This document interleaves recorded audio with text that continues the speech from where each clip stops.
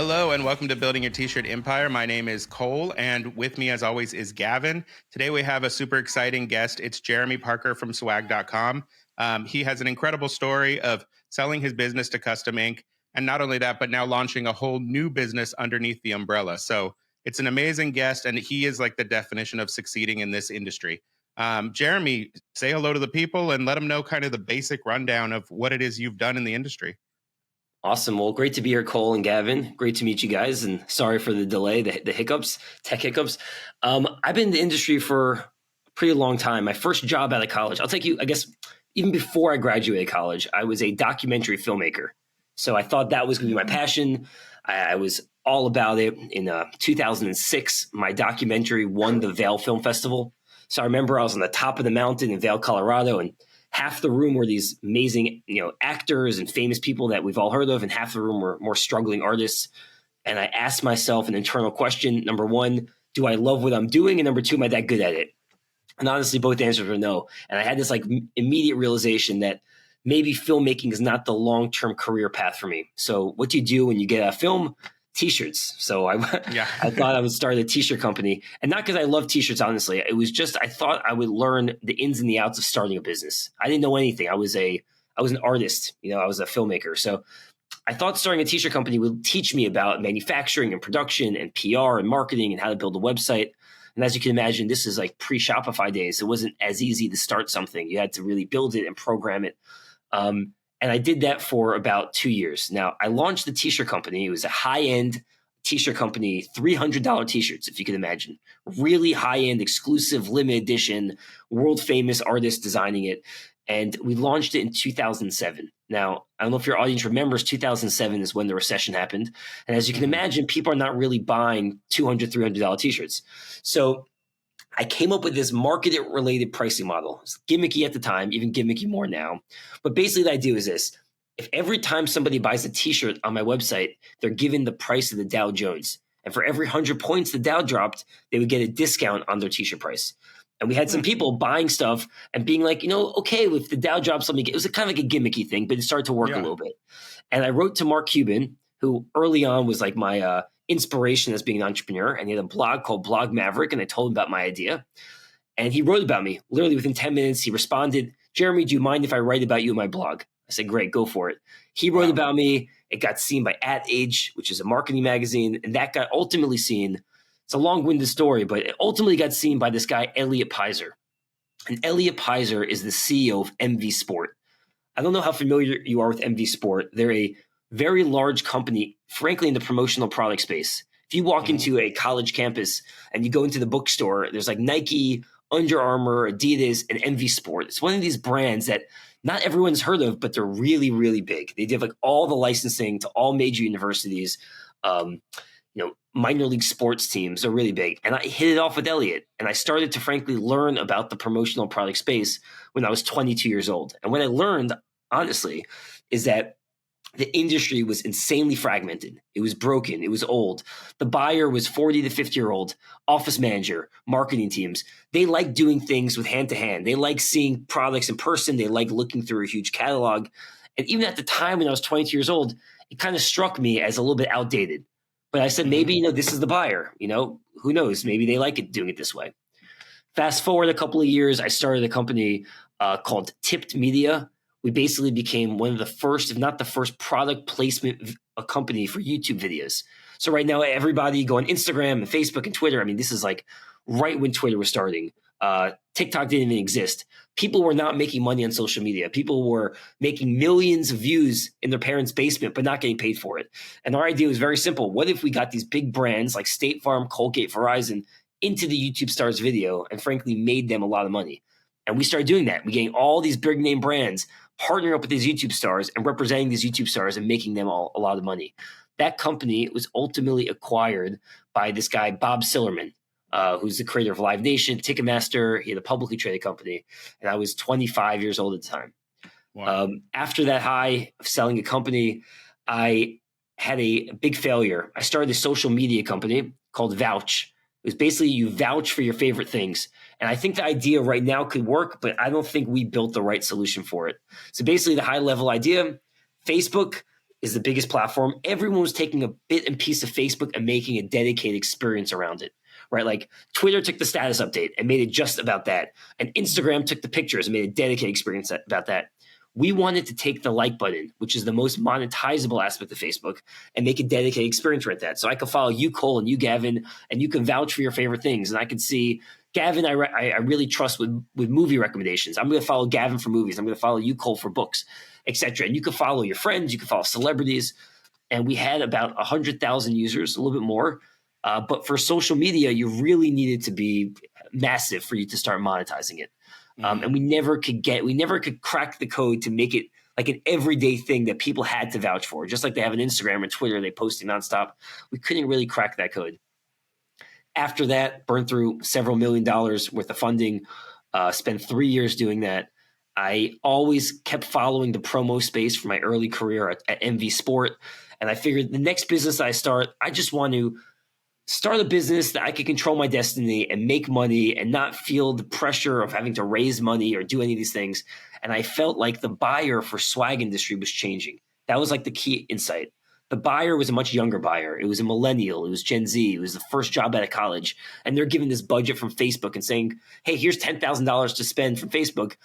Go for it. And there was no brand that was out there that was really appealing to today's buyer. So I wanted to really learn as much as I could, dove right in, spoke to as many people as I could, and really try to build this go-to platform for swag. And over the last 8 years, we've become the fastest growing company for swag production, going from 300,000 to 1.1 million to 3 million to 7 million to 15 million to 30 million, really scaling every single year over 100%. And in 2021, we were acquired by Custom Ink. And so the last 2 years, I've been the CEO of swag.com underneath Custom Ink. And a couple of months ago, I left to start a new division under Custom Ink called Swag Space that we could get into a bit. But I know a long-winded story, but there's a lot of ups and twists to kind of get me to where I am today at this point. That's really incredible. Like, tell me a little bit more about those years before you were acquired at swag.com. Like, what do you attribute the most to that growth? There's so many shops that are, they're a screen printing shop or they're a promotional company and they get to $2 million and they are there for 10 years straight. They're just completely flatline. They can pay their bills, they can pay their payroll, but they're not growing. And it sounds like you were doubling, tripling yearly. What do you think that growth was mostly attributed to? Was it web design or was it something else? I think it's a combination of a lot of things, but I think what I've learned from early on in my career and some successes and some failures, that you can always focus on the same thing that you think is working. Like a lot of these screen print shops, maybe they're doing the same thing to get them to 2 million. So they think, well, I have to do the same exact thing every year to get to that 2 million. They're not really breaking their mindset of what can be done. So for example, early days of swag.com, we had no money, right? We didn't have anything. So how did I get sales? It was knocking on doors. I literally, with my co-founder Josh, would go to a WeWork office and walk up and down the hallway and really knock on every single door and say, hey, who buys swag? A lot of people shut their door in the face. A lot of people say we don't buy swag. A lot of people said whatever. Some people gave us the time and had conversations with us. So we were able to learn the right solution to build. And in that learning, we were actually making sales. So that was all we had at that point. We would show up at offices and make sales. But that's not scalable. That's not something you could do forever. By the second year, we had a 350,000 doing that hand-to-hand combat traveling sales. But how do you go from 350,000 to the next year doing 1.1 million? So in that first year, we learned the right solution to build, at least what we thought the right solution to build is. And we started build the right first version of the e-commerce site. Now, as you can imagine, the e-commerce site today is infinitely better than the e-commerce site was in our first year of business, but it was still allowing people to transact in a very rudimentary way. And when we launched it, we realized, well, we're not going to hand-to-hand combat this to 1.1 million, right? Because you have to have goals. We said, let's start doing Google ads. All right, Google ads are very expensive, but we felt like it would give us enough of a lead gen for us to learn more. So every single thing that we spent on and time did in marketing also had to have the ability to teach us what was the right solution to build. So we spent all the money we made in that first year of 350,000 back into Google marketing, right? And then we started driving more traffic. It wasn't economically sound to keep investing in Google because we didn't have the numbers weren't perfect. Like we weren't making the perfect margin. We were still so small. We had very little buying power, but it gave us enough to get that learning. Then once we learned enough and we still refining the platform and making it better, then we literally shut off Google marketing and went straight to SEO, content marketing. Like every single time you have to go all in on one thing. That's from my experience. Everyone always now listen, at this point, we're 8 years in, we're doing Google, we're doing ads, we're doing partnerships, but we're big enough. Our team can handle it. But early on, I found that there's always one traction channels, we like to think of it, that really will outpace all the other traction channels. And a lot of people try to do too much and they're never fully focused. And we felt like we have to be fully focused. So we went all in on content marketing. If you Google swag ideas, right? People are looking for swag ideas. We come up the first in Google rankings. That one article has probably driven over $2 million. I mean, you have to think about there's certain traction channels that are not necessarily expensive, but that teach you a lot. And we were putting out thousands of articles and we would see which ones would be clicked on. Then we realized from that, it wasn't just the marketing getting traction. It was about learning what are people actually looking for. So we could take that information and then drive Google ads and paid ads based on content that people actually would click on. Like, so every single thing we're doing was basically teaching other aspects of the business and how to make us better. If that makes sense. Wow. So, I mean, with that content marketing, I think a lot of it was probably contributed to the really good purchase of your domain name. Going back to that domain name, because I know that a great domain name that is already a keyword search puts you ahead of the race. I'm just wondering, can you tell us how much you paid for swag.com? Yeah, sure. I'll tell you, it's kind of a crazy story. So swag.com was asking, I think about 1.1 or 1.2 million at the time when we bought it. And I had no money, so that wasn't going to work for me. Yeah. But it was less about, buying swag.com was more important for me about the branding than the SEO. Honestly, I didn't care about the SEO value. At least at the time, I didn't really know that much about SEO. It wasn't like the first thing. The whole point of swag.com is very simple. It's not a pair of shoes, right? When you're browsing Facebook and Instagram, you see a cool pair of shoes. It's an impulse purchase. You buy it because it looks cool. You're not going to be browsing Facebook and Google and seeing a swag ad and be like, oh, I'm going to buy $10,000 for my company. It just doesn't happen. It's not something that people need exactly. I mean, maybe they need it, but most likely when you get in front of them with an ad, they're not realistically going to place the order. It's just not going to happen. So what you need to do, at least in my opinion, you need to turn offline conversations to online purchasing. So Cole, I get in front of you with an ad in January. You might not be buying to November, but the name swag.com, you remember it. And then when you're talking to Gavin, you're saying, Gavin, we need to buy some swag for the show. Oh, I saw swag.com. Type it directly into the browser. Yeah. I wanted people to have that mindset. It's kind of like Kleenex when people say, tissues. Like you want to be a brand synonymous with what the actual thing that is. And it turns these offline conversations to online purchasing. And that's what we had. We have 50% of our traffic going directly to the browser. Swag.com. It's like Amazon. Like no one Googles the best place to buy everything. They type into the browser, Amazon. They don't say, I want to look for the best search engine to find stuff that I'm looking for. No one does that. They go google.com. We wanted that mindset to be the same thing with swag and turn that on. So that was kind of we needed it. It was very important for the success of the business and to break through the noise. Okay, that's the first thing. How do we get it? So I made the guy an offer about $200,000. Basically, it was kind of complicated. But basically, ultimately what happened is we worked out a deal with the owner of the domain name where we would basically owe him. We negotiated the price down to $200,000. I didn't have that either. We negotiated the price down and basically said, I'll give you a small piece of the company and I will promise to buy the domain name within a 2-year period. So from day one, I was able to use the domain name for that small equity. Worst comes to worst, the company failed. He got his domain name back. No skin off anyone's back. Best case scenario, he would get paid the $200,000 plus he would have some equity in our company, which is what we did. Wow. About 6 months in, we were able to make enough sales in the $350,000 to take the money and just buy the domain out fully from this person. Wow. And I'm assuming he hadn't done much with it. He had just, he had been like a smart guy buying domain names in hopes that he could flip them. Exactly right. He made way more money doing this deal than if we just paid the price initially. Yeah. But for us, it worked out because we didn't have the money. So it's kind of like this catch-22. You it's had like to. You had to, yeah. That's awesome. So, okay. So you get swag.com. It's growing exponentially. And then you get a call from Custom Ink. And how did that go? Like, how is it that you get acquired on that level? How do those meetings start to take place? Like, what is the entire experience of that corporate acquisition like? Yeah, it's a great question. We weren't really thinking about selling ever. I mean, we were growing. We went from 7 million to 15 million.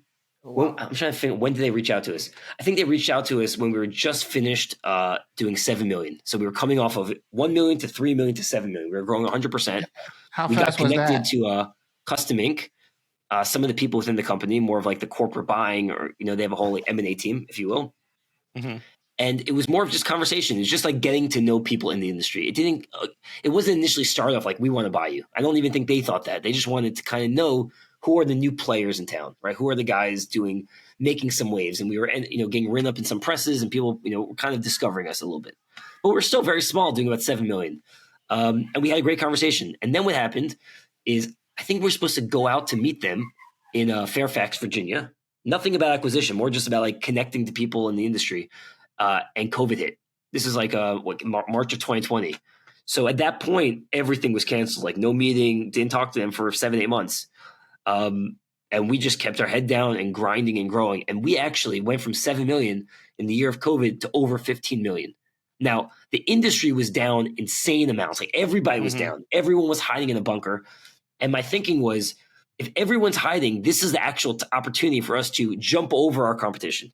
That was my mentality. And it was scary because if you can imagine, there's no trade shows, there's no events, no one's in the office. All the reasons why people buy swag, they didn't really need to buy swag now. So how are we going to grow from 7 million to 15 million? Now, January, February, and the early part of March, we were on pace to double, right? The 7 million. We're on pace to do 14 million. March, COVID hits, our sales drop. April, drop. May, drop. I mean, our sales were like nothing. Some days we walked in, we had literally no sales for several days in a row. It was bad. It was impossible. We had to, cut team salaries, cut our own salaries. Like it was to stay afloat. It was very, very tough. But we realized something was kind of magical. We realized that if everyone is disconnected, right? Companies still want to keep that company culture thriving even when no one's in the office. So how do you do that? If everyone is designed, if every platform from 4imprint to whoever, from Custom Ink, everyone's designed to buy swag and then swag is sent to one address. What if we became the platform to allow people to buy swag and then individually distribute that swag to all their remote employees, to their best customers, to leads? So we built out this insanely robust platform that when people go through our checkout flow, they're given two options: send to one address, it's a regular e-commerce experience. Click a button, deliver it to multiple addresses. When they do that, all the swag gets sent to a 3PL for warehousing and distribution. The customer can upload their CSV file. It calculates the shipping address, all the information. They pay for it. Now we're globally shipping things all over the world. This became like the de facto way that companies could keep that culture thriving. And no one else had it. So we became like the de facto spot to go to for individual distribution. They came back to us after let's say November or December of 2020, wanted to see how we're doing. And when we told them, they were kind of like, wow, this is unbelievable. Because everyone was down and we were up like big time. Wow. Kept that conversation going, weren't positive about selling. But after getting to know the guys at Custom Ink and the girls, they're amazing people. And they had a very similar vision to us. We were just doing things a little bit faster and a little bit newer, but they worked through so many things for the last 25 plus years. Like they figured out a lot of things that were kind of difficult for us to figure out, that we were actively trying to figure out in that moment. And they already had answers to it. And it felt like, what if we just combined the efforts? Like what if an order happened on Custom Ink or swag.com and hit the same backend, and we were able to operationalize all of the inefficiencies that we were having, and we're able to have bigger buying power instantaneously and able to have better shipping rates instantaneously? How much more profitable could we be if we were doing it together? So in November of 2021, we were officially acquired. But as you can imagine, it takes a long time to negotiate and go through the process. That's amazing. Can you hear me? Yep. Yeah, you're fine. Yeah, if you don't mind me asking, how old are you? I'm just curious.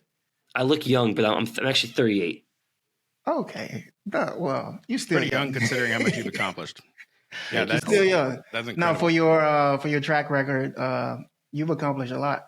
Thank you. You mentioned a couple of things, like I don't know, my ear picked this up when you mentioned you focus on one marketing channel. Yeah. And I just remember reading this book that's called Traction that talks about the 19 marketing channel. Mm-hmm. Was that one of the things that you used when you was deciding that? I'm not sure. It was definitely a book that I read, and it was definitely in the back of my head. It was also just failures. Sometimes I didn't do what I did this time. With Vouch, I did a lot of the wrong things across the board. It wasn't even just marketing, it was everything.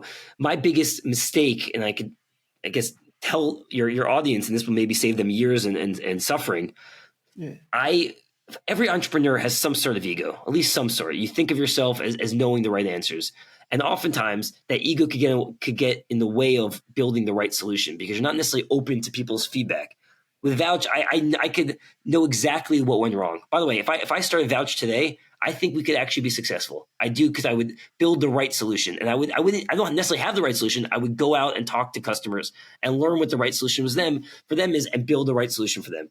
With Vouch, we spent over a year building a platform, this mobile app for vouching for your favorite things.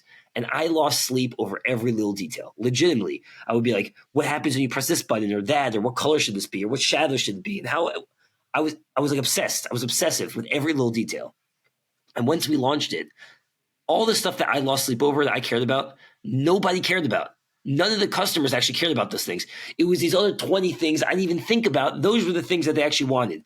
If I could get out of my own way and build the right solution from day one, we would have way more budget to actually survive and allow us to thrive. Mm-hmm. So with swag.com, when I started, I said, I don't have to know the right answer. I'm just going to start and learn from the customers and build the right solution. By the way, in that first 60 days of starting Swag was the biggest pivotal learning that I learned that basically, I think, changed the trajectory of the business.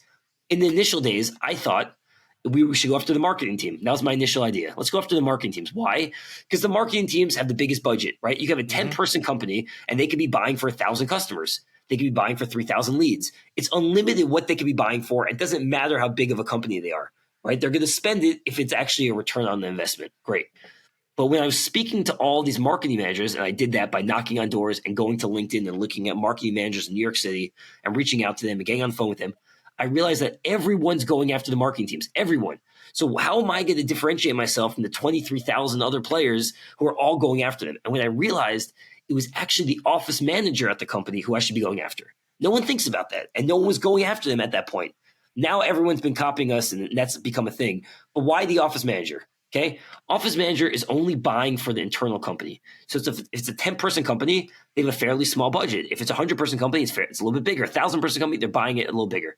It doesn't really matter. But what they're doing is they're introducing our product in the hands of all the different potential buyers within the organization.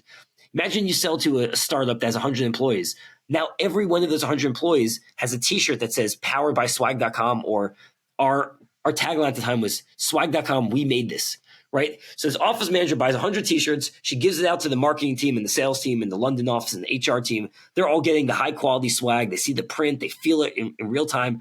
Who made this? Swag.com. Wow. Maybe we should use swag.com for our marketing efforts. And it basically became this Trojan horse to get in the company. And no one was going after the office manager. It was like amazing. Every time we did an ad, we would always come up first. Every time we wrote content for SEO marketing, we were coming on searches, and no other swag company was even close to competing with us on the first page of swag for certain things. So you have to get out of your own way, have conversations with people and learn from them. And ultimately, in my opinion, you'll end up building the right thing. And it might not be the right thing that you thought initially. Mm-hmm. And I'm assuming that you did pretty much all of this. It's all outsourced production, right? Or did you have a production facility? Everything's outsourced. Yeah, we have no in-house at all. So when you had, this is the thing that I see fairly successful print shops, even going up to maybe 5 million plus, they normally sell themselves on like, look at our facility, look at how professional we are, look at how clean the final print is. But it's kind of all about their skills and their structure. And it's like them telling their local story normally. And it sounds like with you guys were like, here is a great product. You don't need to know how we get it whatsoever.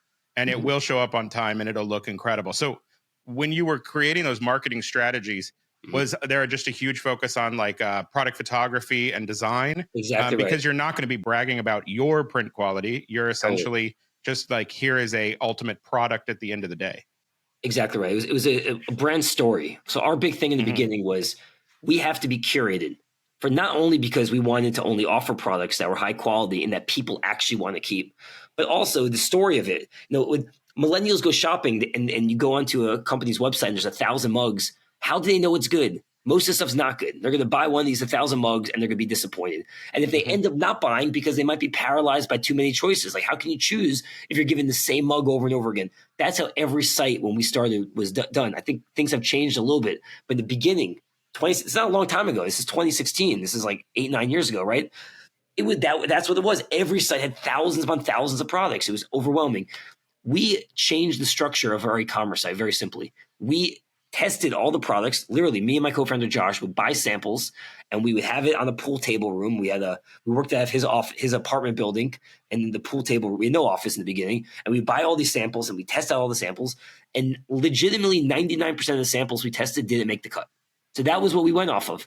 Like, we curate the highest quality products that you will be proud to show off, that your customers will be proud to buy, all these different things. Because to us, there's nothing worse than buying swag that ends up in the trash, right?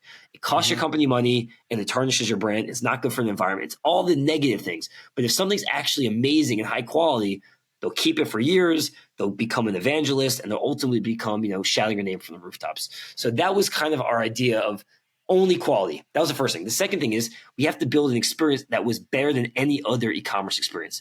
So our site, when you upload the logo on our site, our system detects how many colors are in the logo in the nearest Pantone match. Now, how do you convert web-based images to Pantone? It's impossible. But we've developed some things that really got it as close to as possible. And then when customers like Facebook check out, they could override the Pantone that we detected. They could say, oh, I know exactly my Pantone. It's not exactly right. But for clients who don't even know their Pantone, because not every client does, they can just go with our Pantone that we discovered. Like every aspect, we said, where's the challenge? How do we resolve it? If people upload low-res logos, instead of getting them to convert the low-res to high-res, our team will convert the low-res to high-res for free. We remove all of the friction. We streamline everything. And then we added services like you could build fully custom kitted boxes, right? You want to do like a welcome kit for your onboarding new hires. Instead of buying it from 5 different locations, going to a 3PL, consolidating it, buying it up from a box vendor, packaging up things themselves. All you got to do is with our site, buy the products, click on a few buttons, 30 seconds, you have everything kitted into a box, checkout, hits our back, and we handle it all. We streamline every little aspect that used to be complicated and now is more streamlined. So if you combined everything with a great brand, great user experience, great product offering, it makes a compelling offering that you don't necessarily have to print anything. You just have to tell the story that you're working with the best suppliers and give them the confidence that you're doing that. So, Jeremy, I'm just curious. So really swag.com is a tech company, right? Yep. Or do you have a tech background? Are you a developer? Or no, not at all. But I've been an entrepreneur since I was 22 years old. How'd you end up solving that piece of the puzzle? Yeah, I'm somewhat of a designer. So, and I just not by trade, I was a filmmaker, but I've learned to be a user experience and really focus on like experiences and telling stories and branding. So I led with that. Every single thing in terms of technology and what we build, I first designed it like really high fidelity designs. So if I was giving you a demo of SwagSpace, you would be able to visualize it even before we have anything built. And I would tell the story to the developers and make it very easy for them to understand exactly what to build. So when they build it, it's more about like a lot of developers are tinkering things, or there's like these wireframes, as they call it, paper designs, and you send to a developer and they have to kind of fill the gaps of what they think. That didn't really exist with how I did things. I designed everything so fully, like as if it was a completed site. Like I just saw what the vision is, and then I worked with the tech team to build the exact vision. So I didn't really need a tech background, if that makes sense. Like they were just following a blueprint. Do you mind telling us ballpark what you've spent on the development of the software over the last few almost decade? Imagine over the years, literally every single thing that we made in profit, we reinvested back into tech. So I would say probably north of $10 million at this point. I mean, like a lot of money. And every month we're not just stopping and saying, hey, this is the platform and we're done. We're constantly making things better and better and better. We like when you do numbers of 40, 50, 60, $100 million of revenue, like spending a couple of $1 million to streamline things and make things that more efficient and more scalable is totally worth it. And then when I obviously get into SwagSpace, I'll give you, I guess, a brief rundown of where I am in terms of SwagSpace. So after we sold in 2021 November, I was the CEO of Swag.com up until December of last year. I've had this idea for SwagSpace ever since 2016 when I was starting Swag.com. So what is SwagSpace? We want to become the universal swag platform. So early days when I was knocking on doors at WeWorks and I was being a traveling salesman, I was doing it to learn, but I was doing it also because I had no technical experience. We had no platform to actually make sales in the early days. This is pre-building anything. And I realized in those early days, I used to spend about 20% of my day on selling, right? Going to doors and making phone calls and going on LinkedIn. And about 80% of my day on, frankly, the bullshit. like collecting money from customers, collecting sales tax, remitting sales tax, creating presentation decks manually, buying stuff from one place, shipping it to another place, buying notebooks from here, water bottles from here. I mean, then after you actually get the order in, to maintain the relationships with all these different suppliers who are different production timelines, it was the biggest headache, and it was such a insane thing. But that's how the business is run.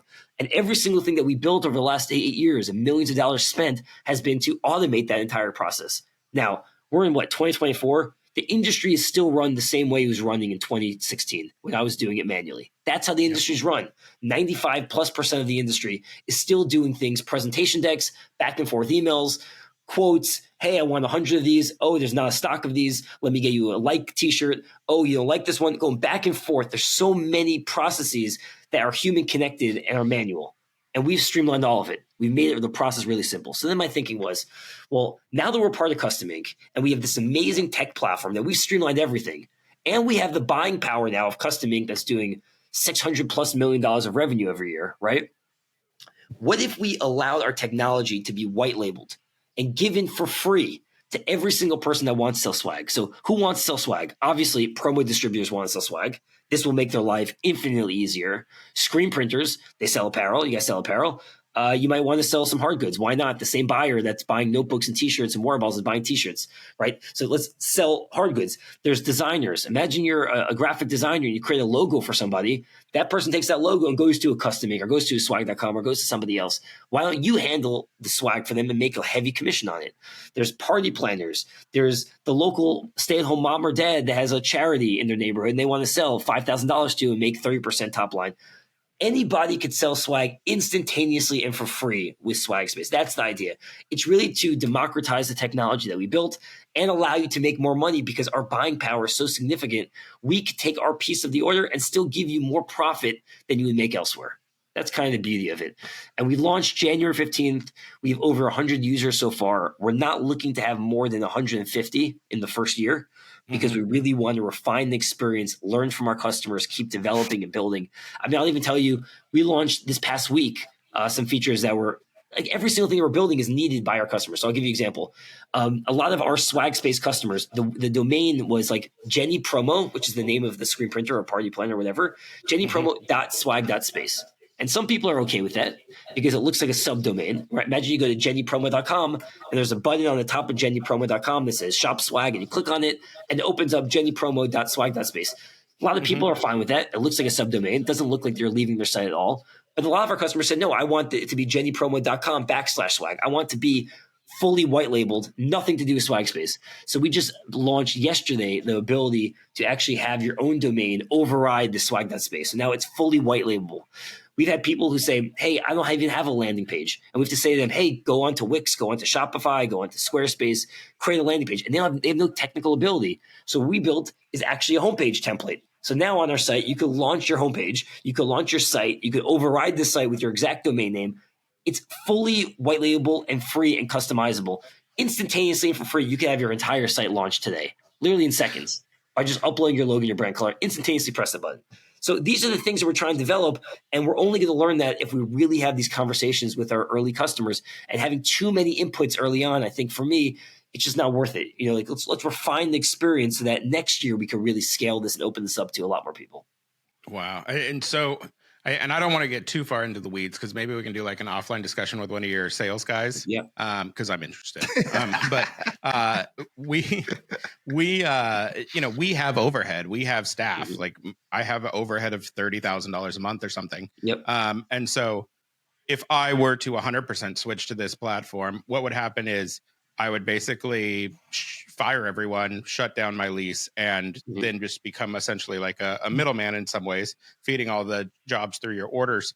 What do you say to people who have a good amount of infrastructure of their own? Yep. And how is it that they can use this platform with their own infrastructure and it not be like a weird, segmented thing where it's like, oh, you can buy only screen printing on this side, and then you can buy all promo on this side. Do you have a solution coming for that? Yes, exactly. Yeah. So for right now, exactly what you said. If somebody buys a t-shirt through the SwagSpace platform, we have over 7,000 products in the catalog and we're constantly adding more products. If you buy a t-shirt, it will go to the custom ink decorator network and we'll handle it for you. So we've had a lot of screen printers. So that's great for designers and party planners and promo distributors who don't have their own in-house printing. But for screen printers who do their own in-house printing, it's kind of a weird thing to kind of farm it out to another network. So we get that. So we say to screen printers right now, if you don't want to offer apparel because it's not going to be going to you, just disable apparel. There's like a little toggle in the back end that we built.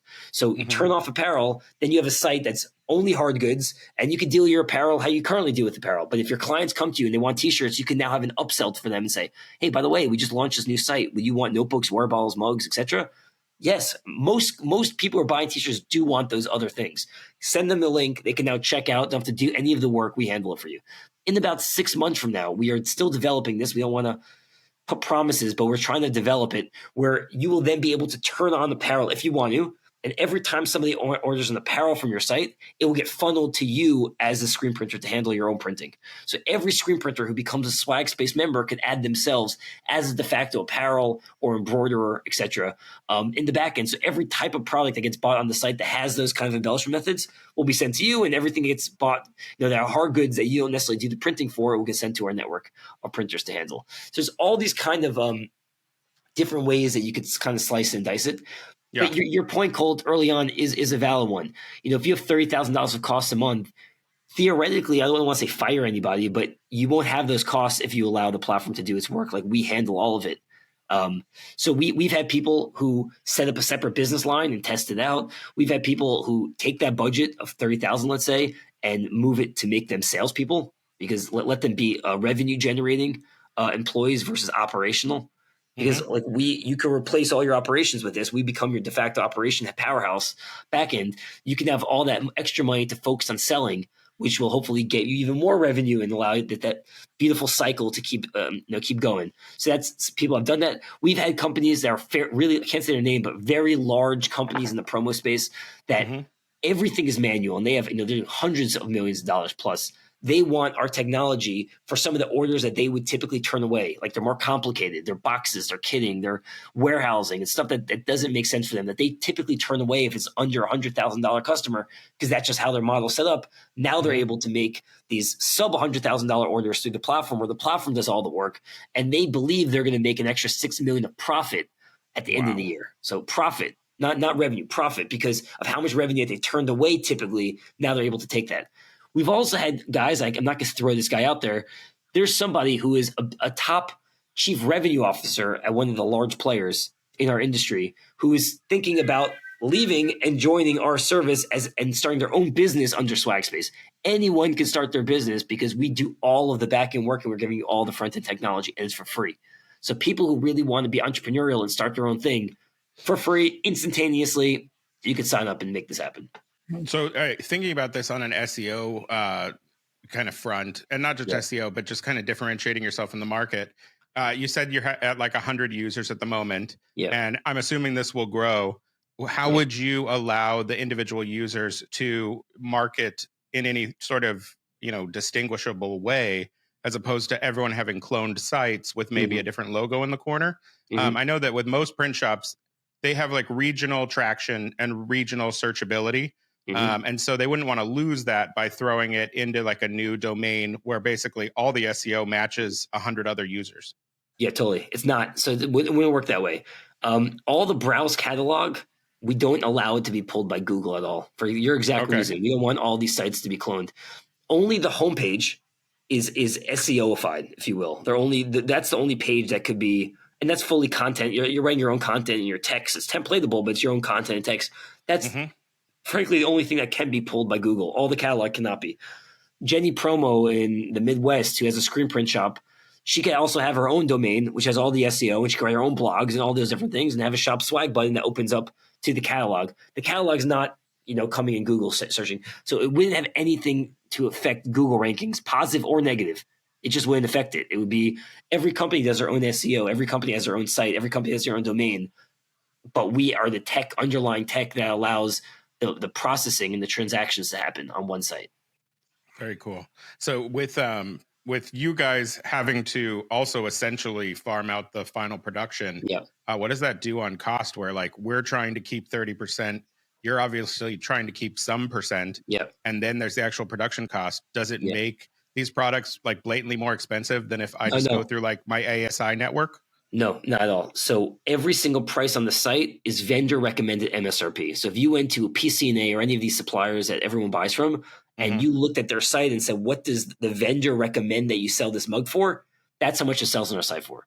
And by the way, you can get promo codes and discount it if you want to give your clients a better deal.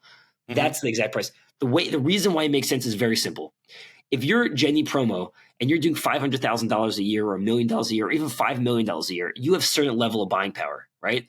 And it changes. If you're doing 5 million, you get better buying power and better pricing than if you did 1 million. We're doing 600 million plus. So as you can imagine, the Custom Ink network of buyers, we have much better pricing than anybody else that we're talking about here, because we're helping out the small guys. That's the whole point. We're helping out the screen printers. We're not necessarily replacing 4imprint. We're not replacing Bamco. I mean, Halo and Bamco, these behemoth companies. That's not who our target is. Our target is giving the little guy the technology of the big players. That's the whole point. So if you're a screen printer, by nature, you're doing under $100 million, we have better pricing than you. If you're doing under $600 million, you're doing better pricing than you. We could give you the same profit and still make not so much, but we make a certain percentage of every single order, and it makes it worthwhile for us that if we become, this is kind of the big vision, if we become the tech layer in between all the promo distributors and the screen printers and the party planners and designers and all these people and the suppliers, we become that tech layer, and we're the ones funneling all the orders to the right people. We could be doing billions of dollars worth of revenue. I mean, think about it this way. There's 23,000 promo distributors. The average promo distributor is $500,000 to $1 million a year. Okay, 23,000. If we get 1,000 of the 23,000, that's $500 million to $1 billion of revenue funneling through our system. That's not talking about screen printers, the 20,000 plus. That's not talking about the 70,000 event planners. That's not talking about the 100,000 plus designers that might want to add a new revenue stream. That's not talking about the college kid and the stay-at-home mom and dad who want to.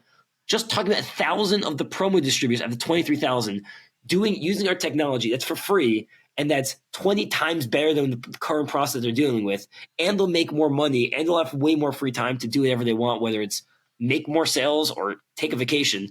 We allow them to do exactly what they want and make more money. That's kind of the beauty of it. So this might be a little bit controversial, just knowing screen printers, knowing custom ink. When screen printers hear custom ink, it hits their ears differently, right? I'm not sure if you know what I'm talking about. So how are you planning on like tackling that? Because that is like going to be a big pushback when you are approaching screen printers, because screen printers are going to feel threatened by what you're doing.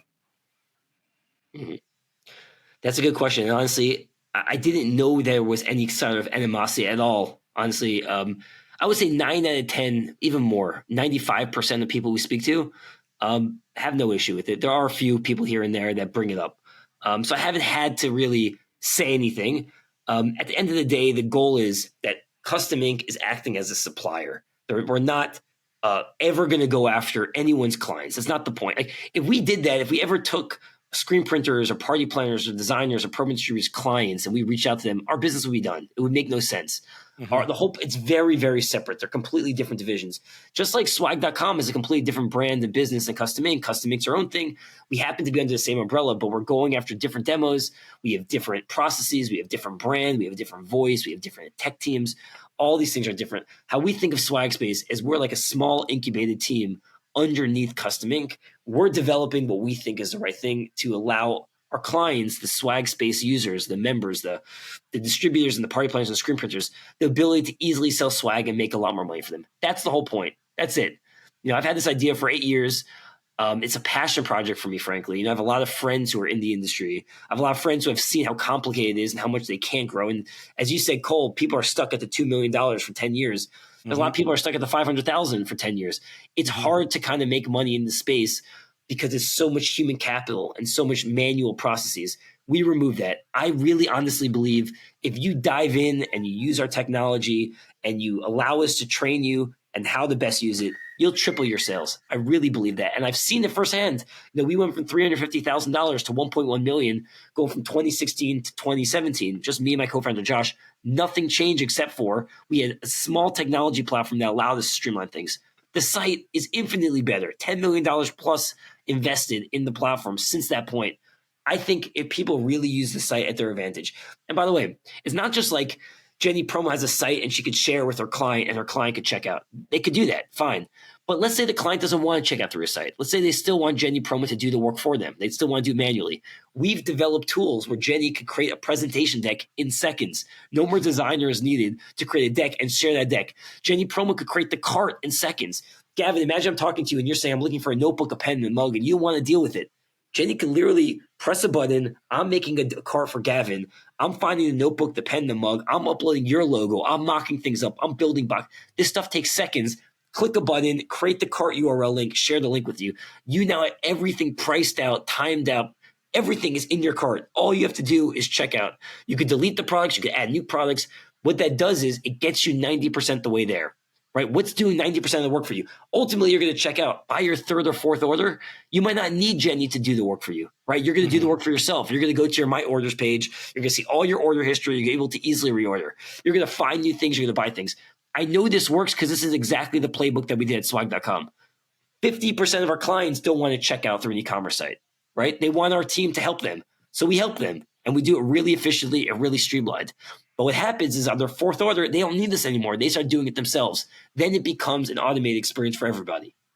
So on that customer service front, and I don't know if we're running out of time because I know we're running over, but on the customer service front, because we're so used to a level of control where like it's a 48-hour rush and I can literally decide, yes, I'll run overtime.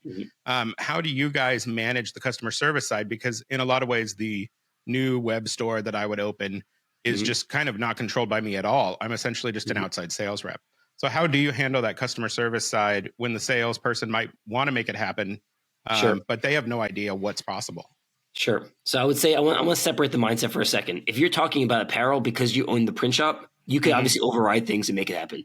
But if you were going to offer a promo today, you lose that control anyways, right? You don't have the control. If you want to offer notebooks, pens, and mugs, you're relying on whoever else to do it. So it wouldn't be a difference. It would just be you're adding a new offering, and that comes with the new offering that you don't offer, having to rely on other people. That's the first thing. The second thing is you could add your own intercom live chat to the site. So we have this feature where you could build a live chat and you could communicate with your clients.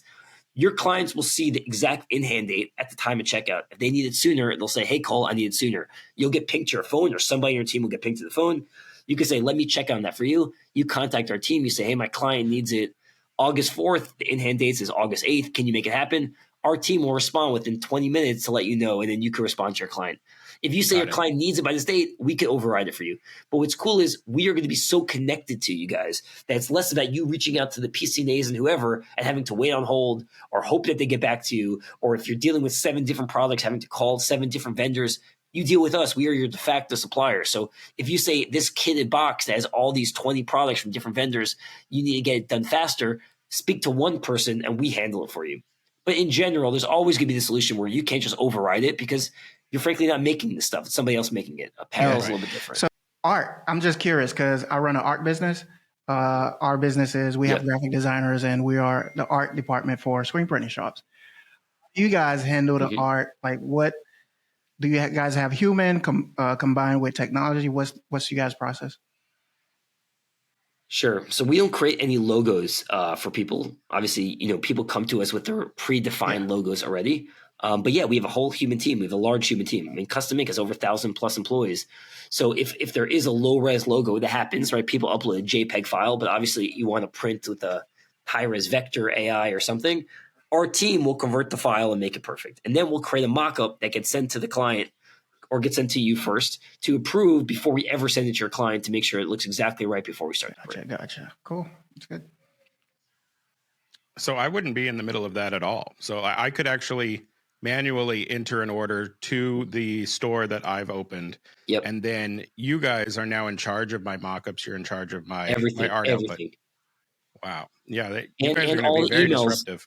All the emails that ever get sent to your client are fully white labeled with your logo, your brand color. So no one sees Custom Ink, no one sees Swag Space, no one sees swag.com. It's and they're automated, so I'm not in the middle of it. Nothing. Hey Jeremy. The only thing you have to do is we have this ability, and you could turn this offer on if you want, but how we designed it is, let's say Cole Facebook checks out through your site, right? Mm-hmm. We transact the order, we collect the sales tax, we remit the sales tax, so you have to deal with that anymore.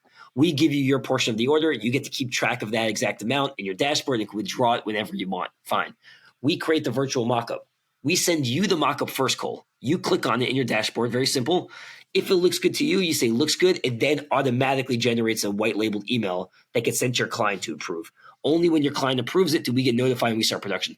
If you get the mockup first and it doesn't look good to you, let's say it's 5 inches versus 6 inches, you're like, I know my client, they don't like this. You can request revisions. It gets sent back to us. We revise it. We send it back to you. Only when it looks good to you, all you do is boom, boom, boom, accept, get sent. That's What's it. the timeline on those revisions? Usually about 12 hours from the time the client orders the process to get it to you. And then revisions could happen within 10, 20, 30 minutes. I mean, it really depends. Plus, if they're uploading, I'm guessing you just have a normal like template designer anyway, right? Exactly right. Yeah. Hey, Jeremy. So you are entrepreneur, probably I would say high level entrepreneur. Yeah. Right. And a lot of the folks that's listening to you right now are entrepreneurs. And you know that lifestyle is peaks and valleys, right? What have been some of like the hardest things that you've had to face as an entrepreneur, and how have you been able to like keep going and to get where you are right now? Yeah, I think I would say entrepreneurship is a very lonely sport if you think about it, because you're creating the future and it's all in your hands. Oftentimes, you might have a partner here, co-founder, but oftentimes you're doing it by yourself or with one or two other people. It's a very lonely thing. And I've had my fair of failures for sure, like everyone has, and I failed and have had some successes here and there. I think the most you could do, because you're always going to get down. Like whenever something doesn't work out, especially at scale, you lose millions of dollars. You cost people that have trusted in you money. They're investing in you. It's definitely very hard, right? But the only thing you could do is learn from it. That's really it. There's like that famous quote: "You win or learn." Right? That's like the line. Like not every single business is going to succeed, and that's fine. It doesn't always have to. It's not meant to, right? 9 out of 10 companies fail, but as long as you learn from it and you make the experience the next time better, you give yourself better odds. I think it's the only thing you could do. So I hang my hat on that. In Vouch, I spent 3 years of my life. I burned through a lot of my own personal savings, like most of my own personal savings. By the time Vouch failed, I lost a lot of people a lot of money, and I was 30 years old and I was single and I had no money. I had less than $20,000 to my name at that point. And then to start swag.com and now build it into, multiple millions of dollars, you have to have the mentality that just as your wins, like right now, I don't think of myself as a winner or like that I won. I think of myself as an entrepreneur, and I might have my next business might fail, or hopefully it succeeds. But like you can't define yourself by the business that you're in. That's why I think a lot of entrepreneurs, it's so hard not to. Like your life becomes your business, and every conversation becomes your business, and people look at you like it's your business. So much so, like with swag. I mean, how many times do I get introduced as, "Oh, I'm the swag guy. Oh, I'm this." Like it becomes your life, and you kind of. And then when I gave up the swag CEO role to now do swag space, it's like, "Oh, you're not doing like it." I think it becomes people's identity too much, if that makes sense. And I think on the highs and the good times and the bad times, you kind of have to have somewhat of a level head with it and be like, you're not defined by your wins or losses. I think if you have that mentality, you're going to go longer a lot faster. Nice. Are there any books that you read that was like your favorite book that you read that has really helped you out? Totally. So with Vouch and tipped a little bit, I was partners with a guy named Jesse Itzler. I don't know, are you guys familiar with Jesse Itzler? Yeah, I've seen him speak. He's great. He's amazing. And so he was my co-founder. And I was very lucky. I was 25 years old. I was working with Jesse. I started a company with me and my brother and Jesse Itzler working out of his office. And this guy is unbelievable. So a little background for your audience who doesn't know him. He started Marquis Jet, private jet company, sold to Warren Buffett. He started Zico coconut water, sold to Coca-Cola. He's one of the owners of the Atlanta Hawks basketball team. He's ran 100 miles in one day for charity called the 100 Mile Man. He's done tons of businesses even since then. He's like built a Everesting where he rents out a mountain and people go up and down the mountains if they're climbing Mount Everest. And he does a whole thing like that. He enjoys life fully. And I remember when I walked into his office one day, and he had like a pie chart on his office. This is a long time ago. And he like had different buckets. He's like, I don't know exact numbers, but like 5 hours family time, 3 hours my own time, this many hours work time. He really lived by like breaking up his time and focusing on things. And he always said to me, he's like, be where your feet are. Like that, like a lot of people, especially now with social media and your phone, everyone's always on their phone and looking, and they're not actually even where they are. And they're just like distracted, and they're kind of wasting away through life. And they're always just like on their phone and doing things that are not necessarily important. So like he always said, be where your feet are, be where your kids are. If you're watching your kids play a sports game, be there. Stop looking at your phone. Like be in the moment and try to really digest experiences. So he had a book called Living with the Seal that became a New York Times bestseller. He had David Goggins, who's now world famous David Goggins, lived in his house. This is pre David Goggins being who he is. He had him live in his house for a month, and basically he said to David Goggins, "Whatever you tell me to do, I'm going to do it." That was the rule. So if David Goggins woke him up at 3:00 in the morning to run 12 miles in the freezing rain, he had to do it. He wanted to push his boundaries, and at this point, he was already a super successful entrepreneur. He sold Zico, he sold Marquis Jet, but he found himself, he's very in shape, running marathons, but he found himself in a rut. And he has this amazing book that I recommend your audience read called Living with the Seal. It just puts in perspective of what it takes to reach the next level.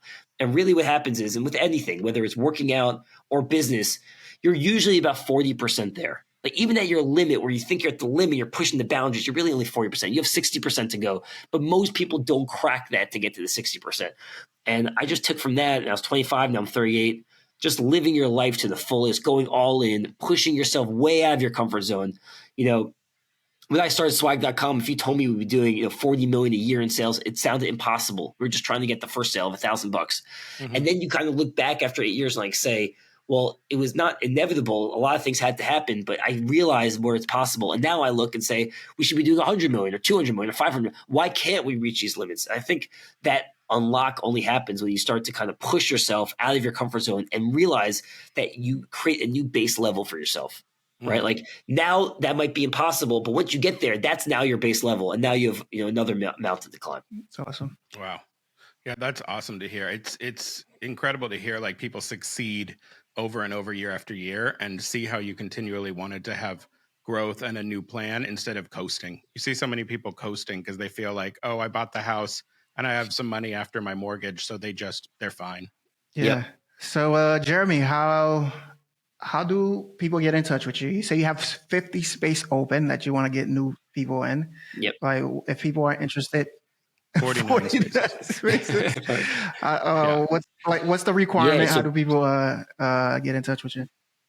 Yeah, just come to swag.space. That's the URL. I know it's a little funky. Swag.space, not .com, swag.space. There's an apply button in the top right, and apply. It's very simple. It takes 10 seconds. Fill out your information. Apply. Send me an email also that you came from this show, and I'll definitely give a little favoritism and try to kind of get those people in. But you can send me an email, jeremy@swag.com. I still use my old swag.com email, jeremy@swag.com, and hopefully help you guys out. Once you apply, you get accepted. We have an amazing guy in our team, Joe, who will get you all set up. He'll help you set up your entire account. He'll train you. He'll give you videos and how to best use the platform, everything. He'll get you up to speed, become an expert. And then even more so, this is actually a promise that we actually do. If you have a customer that wants swag and you are maybe in the early days and not sure how to sell it, invite Joe to your meeting. Make Joe part of your team. Joe will join your meetings, and he's done this, and he'll act as if he's part of your team, and he'll show you how it's done. Because we found is after the first 3 orders, Cole, if you try to get first three customers and you see how Joe does it, you're going to become an expert. You're not going to need Joe for the 4th, 5th order. And for the same thing for your clients, the first few orders you do for your clients, they're not going to need you, Cole. They're going to do it themselves. So it becomes this like perfect cycle of we have to first train you and give you the tools so that you can train your clients. Right there. Yeah, that's fantastic. You have so many features that I talk to so many people in the industry, and they have like these little tiny plugins that are supposed to improve. And you guys are so deep in the entire workflow that it's a really interesting thing. And I think it's going to massively shake up the industry. Thank you, Cole. Yeah, I'm hoping it helps people. That's kind of the main thing. We really want to allow people to either streamline what they're already doing, or if they don't do it today, have a really simple way of getting involved and doing it and making it profitable and making it enjoyable and not adding tons of stress. Like this should be a major stress reliever and take a lot of the stress off the plate and allow you to make more money. That's kind of the goal. Great. Well, I mean, thank you so much for your time. We could talk to you for hours, but I'm sure you got to get going. So thanks again for talking with everyone. And we'd love to talk to you again in the future, maybe in 6 months. Thank you to everyone for listening. Please like, subscribe, and tell your mom about us. And we'll see you next time. Bye. Bye.